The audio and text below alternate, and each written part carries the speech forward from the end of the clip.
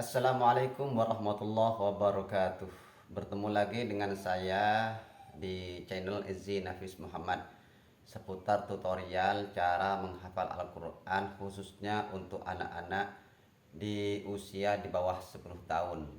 Namun untuk saat ini seperti saya sampaikan di video sebelumnya membahas anak-anak di usia 0 hari sampai 3 tahun atau 30 bulan. Perlu saya sampaikan bahwasannya murotal yang saya gunakan, dan ini rekomendasi juga dari saya, kalau saya pribadi memakai murotalnya Hani Ar-Rifai dan Syekh Waidi Al-Yamani. Kenapa saya memakai dua murotal tersebut? Karena dari beberapa pengalaman yang saya alami, hanya dua murotal tersebut yang cocok diperdengarkan kepada anak-anak kita di usia seperti itu.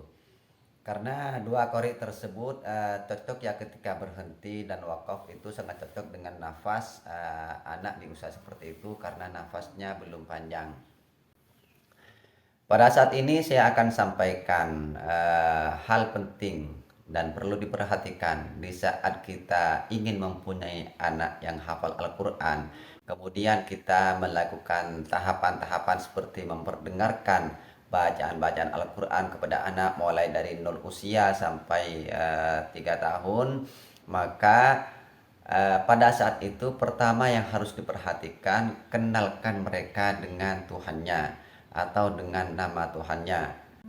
Biasanya di Madura kalau menyapa anak di usia-usia seperti itu dengan sebutan Allah, Allah, kan seperti itu. Atau ketika digendong baik sama bapaknya atau sama ibunya, biasakan dibacain zikir la ilaha illallah, la ilaha illallah. Itu semua bertujuan supaya anak kita itu mempunyai karakter seperti yang ada di dalam Al-Quran.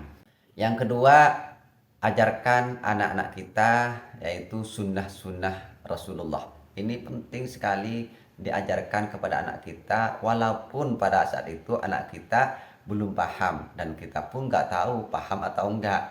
Namun kita harus praktekkan. Contohnya seperti apa? Ketika kita memberikan atau ibunya memberikan ASI atau menyusui, awali dengan bacaan Bismillahirrahmanirrahim. Jangan langsung disusui. Atau ketika selesai menyusui, bacakan Alhamdulillah. Intinya, semua aktivitas yang berhubungan dengan anak kita pada saat itu, maka harus betul-betul diperhatikan semua aktivitasnya. Mulai dari menyusui, menidurkan, misalkan bacakan doa-doa sebelum tidur. Bangun tidur, jangan langsung misalkan nangis, jangan langsung diambil, atau diambil tapi dibarengin dengan baca doa bangun tidur.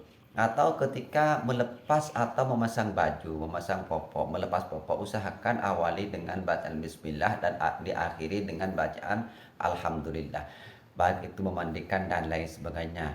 Kemudian ajari anak-anak kita itu kasih sayang kepada semua makhluk ciptaan Allah di bumi atau kepada sesama. Jangan sampai ajarkan anak kita itu menyakiti semua makhluk apapun, walaupun hanya seekor semut, tanpa alasan yang jelas atau tanpa alasan yang syariat, supaya terbentuk karakternya yang sesuai dengan Al-Quran. Kita menginginkan anak kita hafal Al-Quran, tapi karakternya nggak berkarakter Al-Quran, itu sama saja nggak mendidik anak kita untuk bisa menjadi seorang yang berkarakter Al-Quran.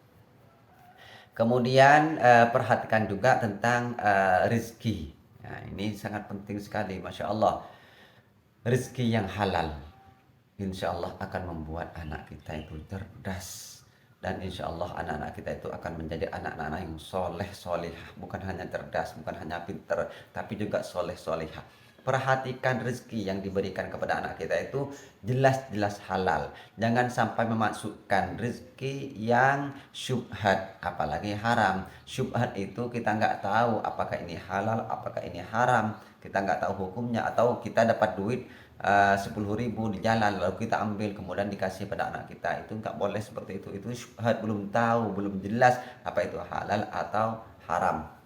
Bukan hanya anak kita, kadang-kadang orang tua banyak yang bilang kalau yang halal-halal tak kasih ke anak, yang haram-haram dimakan sehat sendiri, itu sama saja karena pikiran kita, tenaga kita digunakan untuk merawat anak-anak kita. Lalu bagaimana kalau pikiran dan tenaga kita dihasilkan dari rezeki yang tidak halal kemudian digunakan untuk merawat dan memikirkan anak-anak kita.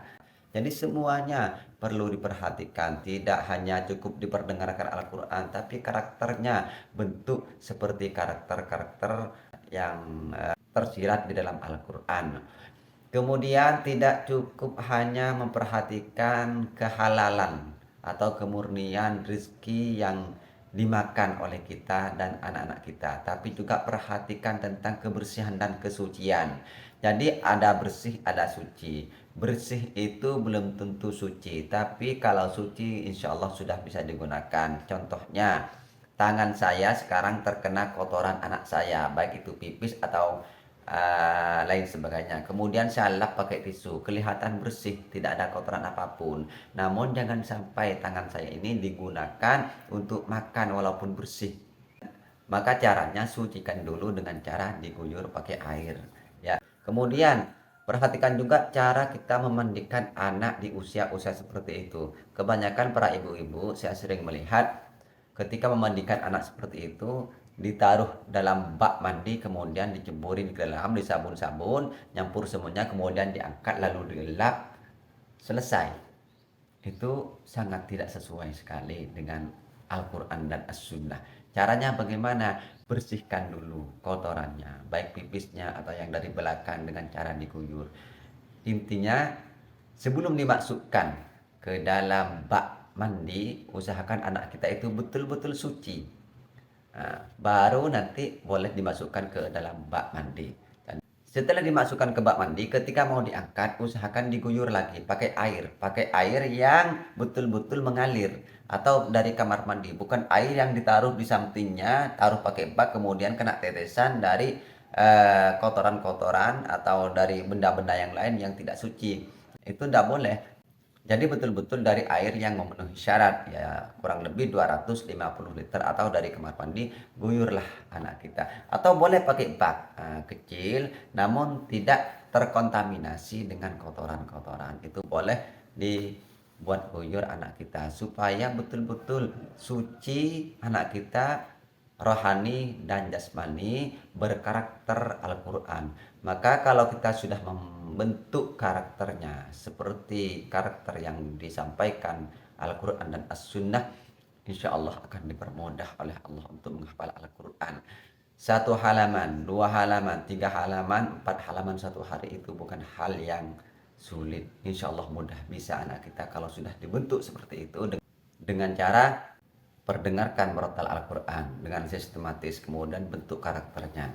Mungkin ini yang bisa saya sampaikan saat ini, dan untuk video berikutnya saya akan sampaikan bagaimana tahapan-tahapan melatih anak kita menghafal Al-Quran setelah mendengarkan merotal Al-Quran selama 30 bulan. Sekian dari saya. Wassalamualaikum warahmatullahi wabarakatuh.